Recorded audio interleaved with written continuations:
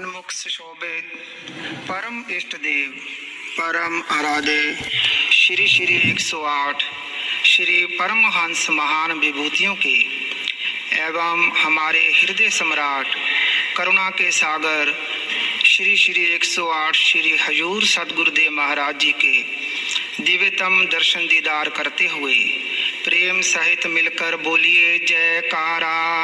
बोल मेरे श्री गुरु महाराज की जय।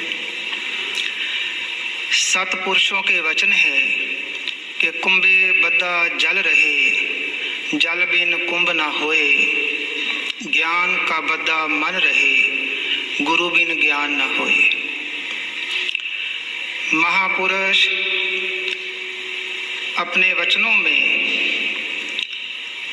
ये वर्णन कर रहे हैं कि जैसे घड़े के अंदर पानी रहता है और उस पानी के बिना वो घड़ा नहीं बनता, ऐसे ही जो इंसान का मन है वो उस सत्य के ज्ञान के बिना कंट्रोल में नहीं आता, और वो जो ज्ञान है वो सद्गुरु के बिना प्राप्त नहीं होता।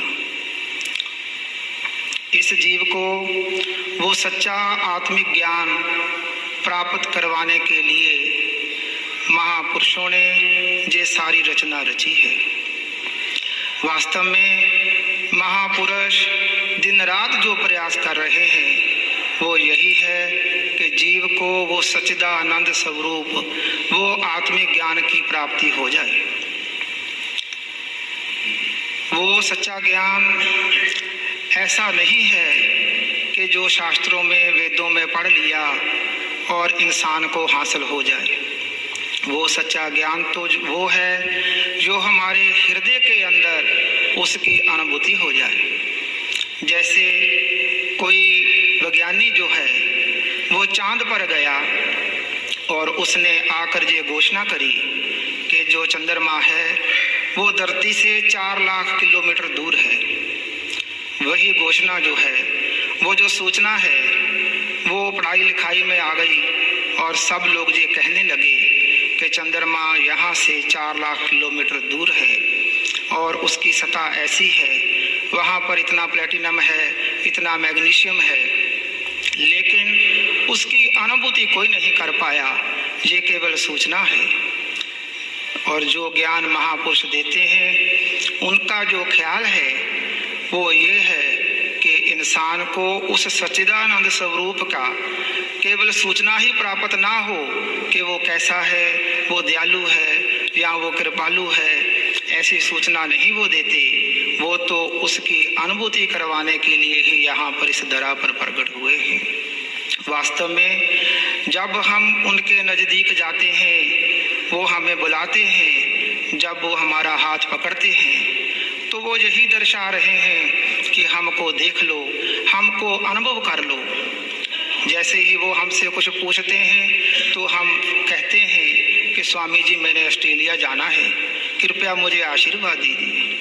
वो चाहते हैं कि हम उस असली बात को जान लें और हम कुछ और ही पूछ लेते हैं। ऐसा नहीं है कि केवल संसारी लोग ही ये विनती करते हैं कि मैंने घर नया बनाया है, आशीर्वाद दीजिए, कि मैंने ऑस्ट्रेलिया कनाडा जाना है। साधु और सन्यासी भी इस बात से चूक जाते हैं कि जब महापुरुष उनकी आंखों में देखते हैं और वो वास्तविक ज्ञान देना चाहते हैं तो हम चूक जाते हैं। इसका कारण है कि हमारी वो लगन, वो तपस्या, वो निष्ठा, वो प्यास अभी पूर्ण नहीं है।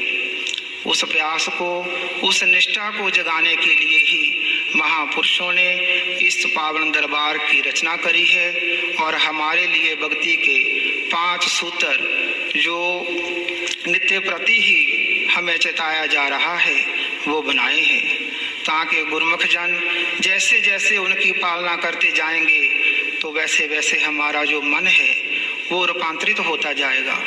उसके बाद जब हम अपने जीवन को उस 5 नियमों के दायरे में लाकर अपने आचरण में ले आएंगे तो जब महापुरुष हम उनके नज़दीक पहुँचेंगे तो फिर हमें उस सच्चे ज्ञान की अनुभूति हो ही जाएगी। ये महापुरुषों की कृपा है। हमारा एक ही फर्ज बनता है कि महापुरुषों के वचनों पर और उनके बताए हुए रास्ते पर अपने जीवन को आचरणमय बनाते हुए उनकी आज्ञा का पालन करें और इन 5 नियमों को पूर्ण निष्ठा से निभाते हुए अपने जीवन को सार्थक करें। बोलिए जयकारा बोल मेरे